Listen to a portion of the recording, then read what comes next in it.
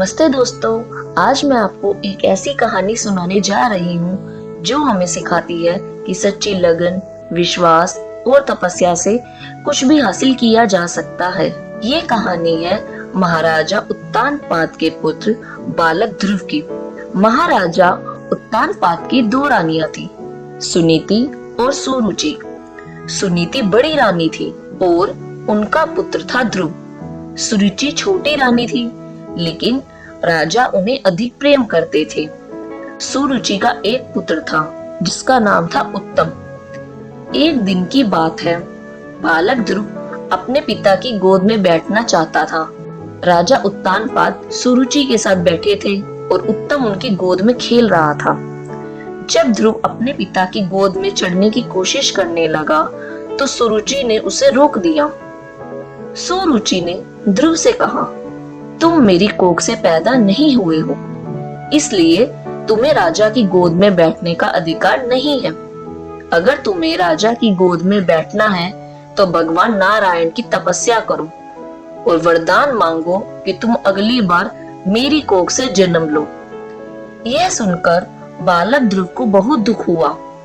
उसकी आंखों में आंसू आ गए और वह अपनी माता सुनीति के पास दौड़ा।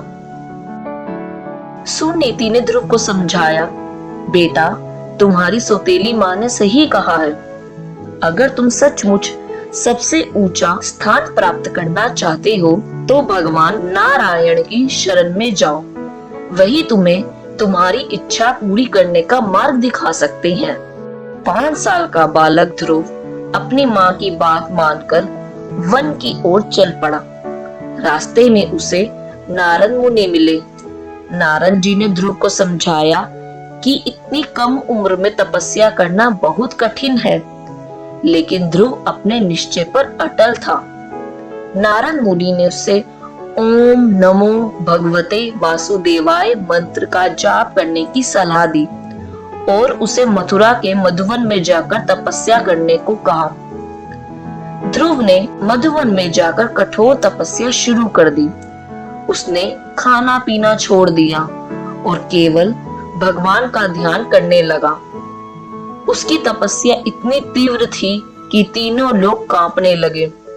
देवता चिंतित हो गए और उन्होंने भगवान विष्णु से ध्रुव की तपस्या भंग करने की प्रार्थना की।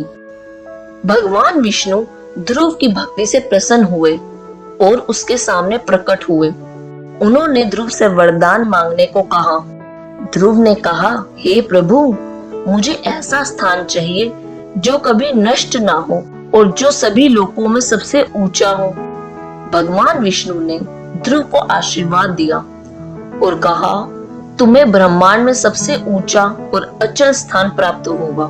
तुम ध्रुव तारे के रूप में हमेशा चमकते रहोगे और सभी नक्षत्र तुम्हारी परिक्रमा करेंगे।